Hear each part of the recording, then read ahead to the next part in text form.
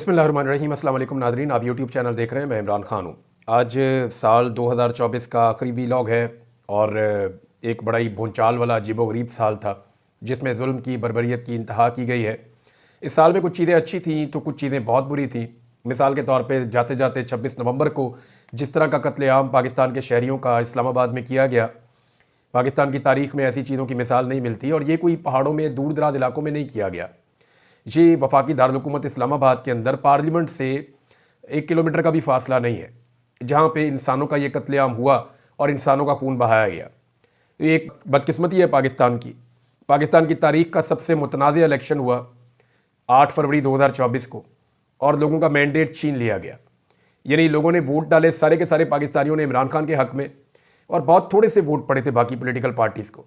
जिस पार्टी को 17-18 सीटें मिली थी उनका वज़ीर-ए-आज़म बना दिया गया, और जिस पार्टी को पूरे पाकिस्तान ने 2/3 अक्सरियत से ज़्यादा दिलवाई थी उस पार्टी को दीवार के साथ लगा दिया गया और फॉर्म 47 जाली जारी करके हुकूमत छीन ली गई। बहुत सारी चीज़ें हुई, जुल्म हुआ, बर्बरियत हुई, ख़वातीन को गिरफ़्तार किया गया। इस साल में एक मुतनाज़ आइनी तरमीम के लिए पीपल्स पार्टी जैसी जमात ने जमहूरियत की धज्जियाँ उड़ा दी। ब्रूट मेजॉरिटी का नाम लेकर और डंडे वाली जमहूरियत का नाम लेकर बेनज़ीर भुट्टो का बेटा आइन पर चढ़ दौड़ा और उसने आइन की, इंसानियत की, इंसानी हुकूक की उसने धज्जियाँ उड़ाई और एस्टेब्लिशमेंट के एक टाउट का किरदार अदा किया बेनज़ीर भुट्टो के बेटे ने। ये बहुत हैरत अंगेज़ चीज़ थी मेरे लिए, लेकिन ये सदमा भी हमने बर्दाश्त किया इस साल में। और बहुत सारी चीज़ें हैं, लेकिन कुछ चीज़ें अच्छी हैं। यानी एक तो ख़वातीन को भी अगवा किया गया, बच्चों को भी अगवा किया गया, लेकिन अच्छी बातें ये हैं वो ये है कि पाकिस्तान की आवाम की आंखों का जो ऑपरेशन चल रहा था वो बड़ी कामयाबी से इस साल भी जारी रहा है। पाकिस्तान के लोगों ने असल मुजरिम को पहचाना है।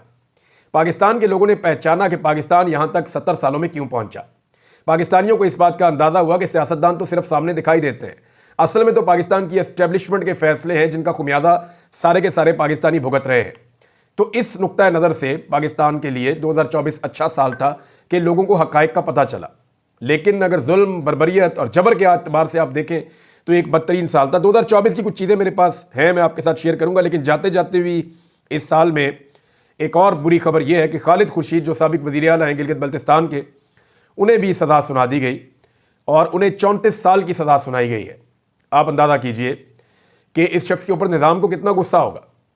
वजह यह है कि खालिद खुर्शीद उन चंद लोगों में से एक है जिन्होंने निज़ाम के सामने सरेंडर करना तो बहुत दूर की बात है, थोड़ा सा कंप्रोमाइज़ करना भी बर्दाश्त नहीं किया। ये वो वाहिद आदमी है जो इस्लामाबाद आता था और एजेंसियां और इदारे मिलकर भी चाहते थे इसको गिरफ्तार नहीं कर सकते थे। इस शख्स ने डट कर इमरान खान साहब का साथ दिया, उनके मौक़िफ़ के साथ खड़ा हुआ और सज़ा के तौर पे इसको नाअहल करवाया गया। फिर इसकी हुकूमत गिरा दी गई। पाकिस्तान तहरीक इंसाफ दोबारा अपना वज़ीर आला मुंतखब करना चाहती थी तो वहाँ पर असम्बली बंद कर दी गई। उस वक्त इस शख्स ने जो तकरीर की उसके नतीजे में इसको आज 34 साल की सज़ा सुना दी गई है। और ये शख्स ये कहता है कि मैं दोबारा वही बात करूंगा। फिर वीडियो आई, वो वही बात कर रहा है। तो मेरा ये मानना है कि ये आदमी पहाड़ जैसा हौसला रखता है, बल्कि इमरान खान के साथ खड़े होने के लिए जितनी कुर्बानी इसने दी है और जिस बहादुरी के साथ ये खड़ा हुआ है, शायद सब लोग ऐसे खड़े नहीं हो सकते। इमरान खान साहब का स्टेटमेंट है, पहले वो मैं आपको बता देता हूँ क्योंकि ये फैसल चौधरी साहब के ज़रिए से बाहर आया। फैसल चौधरी साहब का ये कहना है कि इमरान खान साहब कह रहे हैं कि ISPR का मौक़िफ़ दुरुस्त नहीं है। TTP से मुज़ाकरात की हिकमत अमली जनरल बाजवा ने बनाई थी। इमरान खान साहब ने बहुत क्लियरली ये कह दिया। 6 वकील जाकर मिले इमरान खान साहब से जेल के अंदर, और इमरान खान साहब के खिलाफ मुकदमात की जो सीरीज़ चल रही है वो सारी चीज़ें फिर वहाँ डिस्कस होती रहती हैं।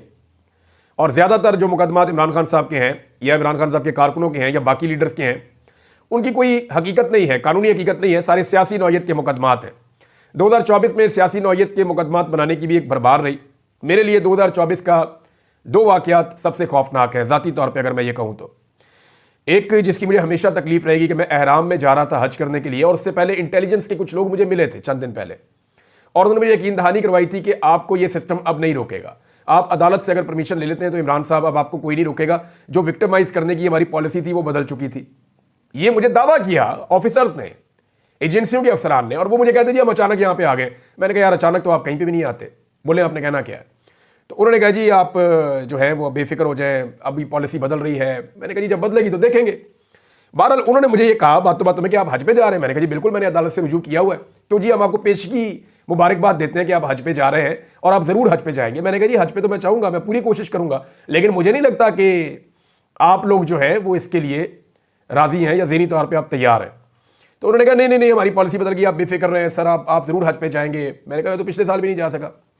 तो जिस तरह मेरे साथ वो सलूक किया गया, उसको 2024 के इस सलूक को मैं सारी ज़िंदगी नहीं भूलूंगा। पाकिस्तान की तारीख में कभी किसी के साथ 70 साल में ये नहीं हुआ जो इन्होंने घटिया और गंदी और बेहुदा हरकत की है, बेशरम।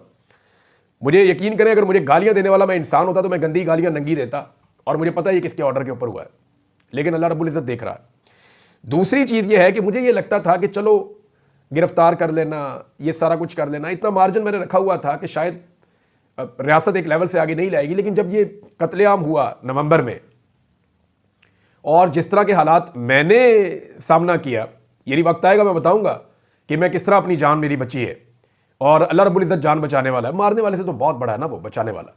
तो इस साल जिस तरह की सूरत हाल मैंने देखी कि कोई किसी की जान क्यों ले सकता है सिर्फ इसलिए कि उसका पॉइंट ऑफ व्यू अलग है, इस लेवल तक नफरत, ये भी मैंने इस साल देखा। तो ये दो चीज़ें तो मैं कभी भूल नहीं सकता। बहरहाल बाकी खबरों की तरफ आ जाए। इमरान खान साहब ने मजीद क्या कहा। इमरान खान ने मुज़ाकरात में साने 9 मई और 26 नवंबर एहतजाज पर जुडिशल कमीशन बनाने का मुतालबा दोबारा दोहराया है। हमारे 21 कैदियों को जमानतें मिली हैं। फैसल चौधरी के मुताबिक इमरान खान ने कहा कि ISPR का मौक़िफ़ दुरुस्त नहीं है। तालिबान एस्टेब्लिशमेंट के मामले पर जनरल बाजवा ने हिकमत अमली दी थी। अफगानिस्तान का मसला मुज़ाकरात से हल होगा। बातचीत एक मौसर रास्ता है मामलात को हल करने के लिए, मगर यहाँ स्पेशल वफद काबुल भेजते हैं और दूसरी तरफ बमबारी कर देते हैं। फैसल चौधरी ने कहा कि मिलिट्री अदालतों से सजाएं मुतनाज़ हैं। इन ट्रायल में इंसाफ होता नज़र नहीं आता। इन ट्रायल में शफाफियत का अंसर गायब होता है। पाकिस्तान के आइन की हिफाजत की जाए और ह्यूमन राइट्स का ख्याल रखा जाए। हम मुज़ाकरात में रियायत नहीं मांगते, हम इंसाफ मांगते हैं। हमारे लीडर की सियासी टारगेटिंग हो रही है। हम हुकूमत की संजीदगी देखने के लिए 31 जनवरी तक की डेडलाइन दे रहे हैं। पूरा महीना पड़ा है, अभी तो आज आखिरी तारीख है दिसंबर की, कल से ये टाइम पीरियड शुरू हो जाएगा, 1 महीना और है। और 1 महीना बहुत होता है अगर नीयत हो मुज़ाकरात करने की। तो फिर इमरान खान साहब ने जो है वो पूरे अज़म के साथ इमरान खान साहब खड़े हैं, ये बताया उनके वकील ने। और ये साल एक मुश्किल तरीन साल था, लेकिन अगले साल के लिए इमरान खान साहब कह चुके हैं कि अगला साल कामयाबी का साल है और हकीकी आज़ादी का साल है और लोगों को उनके हकूक़ मिलेंगे। अलीमा खान साहबा ने भी इशारा दिया कि इमरान खान साहब बाहर आएंगे और वो विक्ट्री का साइन बनाने के बजाय शायद मुक्का लहराएंगे। इमरान खान साहब को जब गोलियां लगी थी तब भी उन्होंने मुक्का लहराया था। और इमरान खान के साथ जो जुल्म और जबर हुआ इसके बावजूद वो झुके नहीं, ये उनकी एक बहुत बड़ी कामयाबी है। अब पूरा निज़ाम इमरान खान साहब की मिन्नतें कर रहा है क्योंकि उनको छोड़ना मजबूरी बन चुकी है। और कितने मुकदमे दर्ज कर सकते हैं बताएं ना। 250 से ज़्यादा मुकदमे इमरान खान साहब के खिलाफ दर्ज हो चुके हैं। 95% से ज़्यादा मुकदमात में इमरान खान साहब अपने आप को निकाल चुके हैं। ये थोड़े से मुकदमा 2-4 रह गए हैं। इन मुकदमात में भी इमरान खान साहब ने आने वाले 1-2 महीनों में निकल जाना है। तो फिर और मुकदमात डाल दिए जाएंगे। कैसे डालेंगे और मुकदमात, उसको जस्टिफाई कैसे करेंगे? जो बाइडन के दौर में तो आपको जस्टिफाई करने की जरूरत नहीं थी क्योंकि जो बाइडन इंतजामिया सपोर्ट कर रही थी पाकिस्तानी एस्टेब्लिशमेंट को और हुकूमत को। लेकिन अब जब वो सपोर्ट हट गई है तो नए मुकदमात डाले नहीं जा सकते, पुरानों में जेल में रखा नहीं जा सकता। तो अल्टीमेटली इमरान खान ने बाहर आना है। अब बाहर लाने से पहले पूरे निज़ाम को जल्दी पड़ी हुई है कि कुछ भी करके इमरान खान के साथ कोई डील बना ली जाए। लेकिन इमरान खान साहब को जल्दी कोई नहीं है, ना वो डील करना चाहते हैं। जमायमा खान ने एक इंटरव्यू दिया है बैनुल अक़वामी मीडिया को, और उस इंटरव्यू में जमायमा खान ने कहा कि इमरान खान साहब के बच्चे परेशान हैं। देखें, वो उनके बच्चों की माँ तो है ना। अब इमरान खान साहब के साथ उनकी तलाक हो गई है, लेकिन इस खातून ने बार बार साबित किया कि वो वफादारी के साथ इमरान खान साहब के साथ खड़ी है। जब भी कोई प्रॉब्लम या मुश्किल आई और वो मदद कर सकी तो उन्होंने बताया जी ठीक है, ये चीज़ मेरे पास है, मैं इसमें मदद कर सकती हूँ, क्योंकि वो इमरान खान के बेटे उनके पास हैं और वो उनके बच्चों की माँ है। तो वो ये बता रही है कि उनके बेटे परेशान हैं और इंसानी हकूक़ की जो पामालियाँ हो रही हैं, इस हवाले से हमें तशवीश और परेशानी है। अब आ जाइए 2024 के अंदर पाकिस्तान में मरकज़ निगाह कौन रहा, यह है जी सबसे बड़ा सवाल। तो तमाम निगाहों का मरकज़ 2024 में इमरान खान साहब रहे। कोई और इतना मकबूल पाकिस्तान में नहीं हो सका जितने मकबूल इमरान खान साहब हुए 2024 में। 2025 में शायद ये मकबूलियत इससे भी ऊपर जाएगी, लेकिन जिनकी हुकूमत बनाई गई उनकी हालत ये है। और क्या है ज़रा ये देख लें आप, ये मैं आपको सिर्फ सोशल मीडिया का एनालिसिस दे रहा हूँ। अशर बाजवा साहब ने ये किया है, बड़ा कमाल काम करते हैं। उन्होंने तमाम चैनल्स की व्यूअरशिप इकट्ठी की, जितने मेन स्ट्रीम मीडिया है उनके भी सारे व्यूज इकट्ठे किए, और वो सबको लगाने के बाद यानी 8,26,000 से जायद वीडियोस अपलोड की गई हैं। 8,26,000 से जायद। इतने ज़्यादा डाटा का एनालिसिस करना और इकट्ठा करना ये बहुत मुश्किल काम है, लेकिन क्योंकि वो एक्सपर्ट हैं, वो इसके सॉफ्टवेयर्स को जानते हैं, तो उन्होंने ये सारा डाटा इकट्ठा किया और उस डाटा की बुनियाद के ऊपर एक एनालिसिस हमारे सामने रख दिया है जो फैक्ट बेस है, जो फैक्चुअल है, और इसका ये पूरा एक चार्ट भी मौजूद है। उन्होंने बताया पॉलिटिकल फिगर्स की अगर आप बात करें ना, तो पॉलिटिकल लीडर्स के दरमियान जितने भी व्यूज थे उनका 63% अकेले इमरान खान साहब ने लिया। जितने भी व्यूज थे, अकेला इमरान खान जेल में बैठा, एक लफ्ज नहीं बोला, एक तस्वीर बाहर नहीं आई, फिर भी 63% आप अंदाजा करें। वो खुदा की पनाह, जो बंदा बाहर हो, बात कर रहा हो, लोग उसको सुन रहे हो, वो दिखाई दे रहा हो, तब तो मानते हैं जी इसके व्यूज आ रहे हैं। एक बंदा मौजूद ही नहीं है, आपने उसकी कोई वीडियो नहीं देखी, आपने कोई उसकी ऑडियो नहीं सुनी, उसकी पुरानी वीडियो, पुरानी ऑडियो और पुरानी तस्वीरों के ऊपर जो व्यूज मिले हैं वो 63% हैं पाकिस्तान के टोटल व्यूज के। यानी ये लगभग 8.25 लाख वीडियोस हैं और उनमें 63% व्यूज उस बंदे को मिल रहे हैं जो पूरा साल दिखाई नहीं दिया, नजर ही नहीं आया, सुनाई नहीं दिया। 63% से ज्यादा व्यूज, जबकि बाकी पॉलिटिकल पार्टीज के सबके मिलाकर 37% हैं। नवाज शरीफ 13, 3 दफा का वजीर आजम, मरियम नवाज 11, जबरदस्ती की वजीर आला पंजाब, शहबाज शरीफ 5, बिलावल और मौलाना फजल रहमान 3 और जरदारी 2%। ये औकात है बाकी पॉलिटिकल लीडर्स की इमरान खान के सामने। अब आ जाए जरा पाकिस्तान तहरीके इंसाफ के टाइटल वाली वीडियोस के व्यूज और बाकी पॉलिटिकल पार्टीज के वीडियोस की व्यूज। अब इसमें भी एक चार्ट मौजूद है हमारे पास सामने। 78% ऑडियंस, 78% ऑडियंस पाकिस्तान तहरीके इंसाफ के साथ, उनके व्यूज के साथ है, उन्हें देख रही है। जबकि बाकी जो ऑडियंस है उसमें, ये डाटा मेरे सामने है, मैं आपको पढ़ के सुना देता हूं।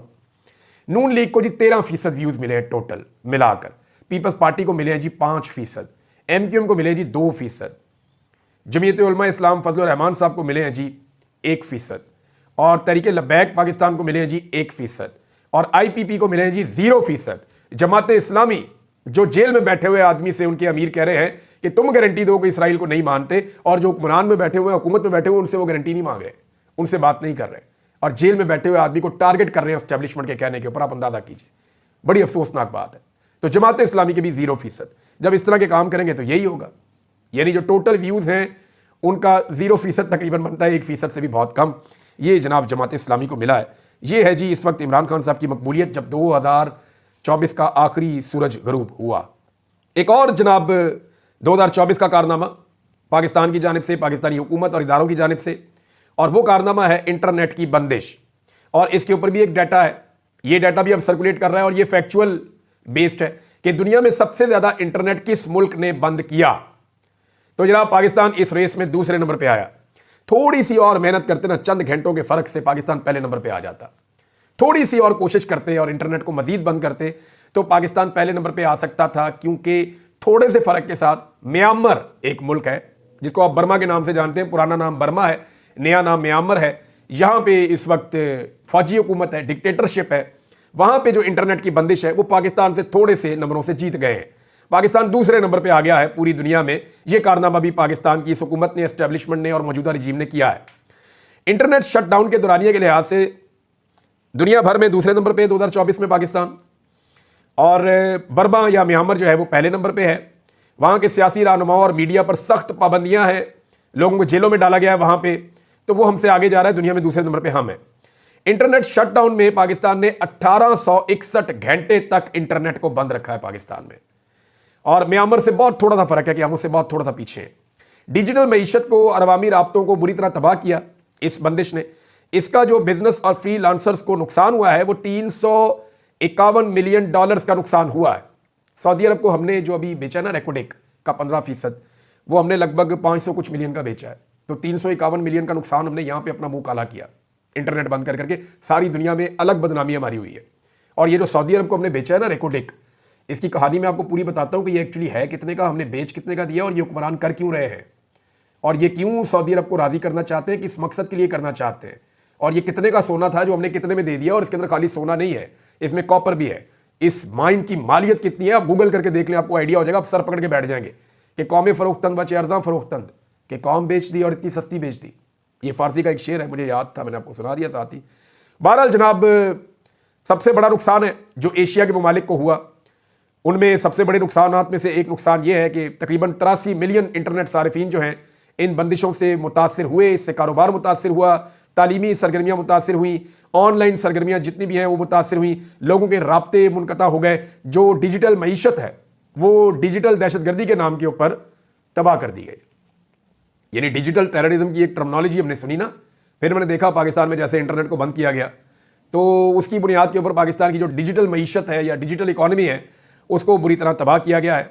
और इसके बाद जो पाकिस्तान के टैलेंट के साथ हुआ, जो पाकिस्तान से लोग पैसा लेकर पाकिस्तान से बाहर भागे, ये रीजंस होते हैं ना। आप लोगों को माहौल देते हैं तो लोग यहां पे रहकर काम करते हैं। एक और जो जाते जाते भंड किया, जो जाते जाते बेड़ा गर्क किया पाकिस्तान की मईशत का, जिसका खुमियाजा हम अगले साल भुगतेंगे।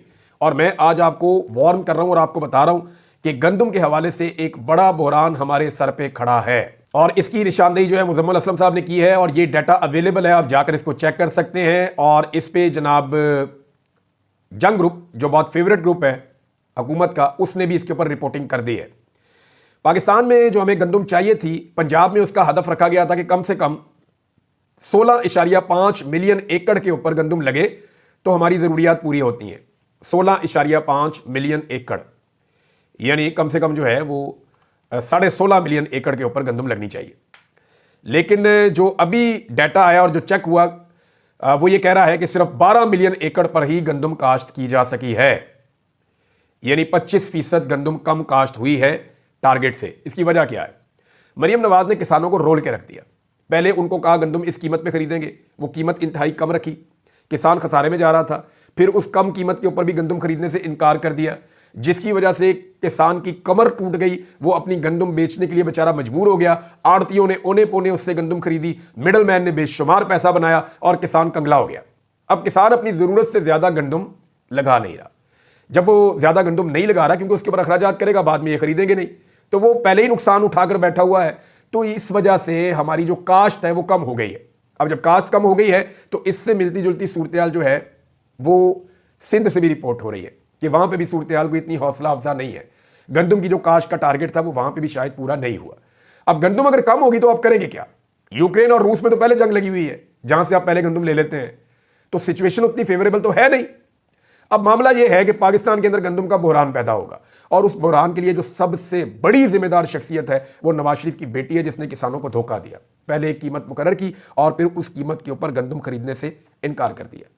अब नाज़रीन, एक नया मनसूबा लॉन्च किया गया है, एक नया लॉलीपॉप पाकिस्तानियों को देने की कोशिश की जा रही है कि जी उड़ान पाकिस्तान मनसूबा ला रहे हैं, ये जी बड़ा जरूरी है और इससे पाकिस्तान की उड़ान होगी और ऊपर जाएगा। कभी ये ले आते हैं SIFC, कोई फर्क नहीं पड़ता। कभी कर्ज उतारो मुल्क संवारो, कोई फर्क नहीं पड़ता। कभी सबसे पहले पाकिस्तान का नारा, कोई फर्क नहीं पड़ता।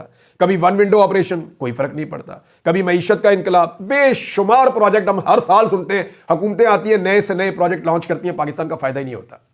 एक दफा पाकिस्तान में एक प्रोजेक्ट लॉन्च करें, पाकिस्तान का फायदा हो जाएगा। एक प्रोजेक्ट लॉन्च करें जिसके अंदर जमहूरियत हो, कानून की हुक्मरानी हो, आज़ाद अदलिया हो, आज़ादी इज़हार राय हो, इंसानी हकूक़ का एहतराम हो, अवामी मैंडेट के मुताबिक चलकर देखें। ये जो आप बार बार नए नए प्रोजेक्ट लेकर आते हैं नाम बदल बदल के, इनसे मुल्क नहीं चलेगा। मुल्क चलेगा एतमाद से, मुल्क चलेगा रूल ऑफ लॉ से, मुल्क चलेगा आज़ाद अदलिया से, मुल्क चलेगा आज़ादी इज़हार राय से, मुल्क चलेगा सही जमहूरी उसूलों के साथ, अवामी मैंडेट की तौहीन ना करके। एक दफा ये करके देख ले, मुल्क चल जाएगा। आपको कोई नाम नहीं रखना पड़ेगा। पूरी दुनिया के अंदर इन नामों के साथ कोई प्रोजेक्ट लॉन्च नहीं होते, कोई ऐसे नहीं करता। उन्हें पता है जी सीधा सीधा चलो मुल्क चल जाता है। ये यहां पे रोजाना एक नया चूरन लेकर आते हैं, आवाम को चटाते हैं, थोड़ी देर से के बाद पता चलता है कि हमें फिर हमारी जेब दोबारा कट गई है।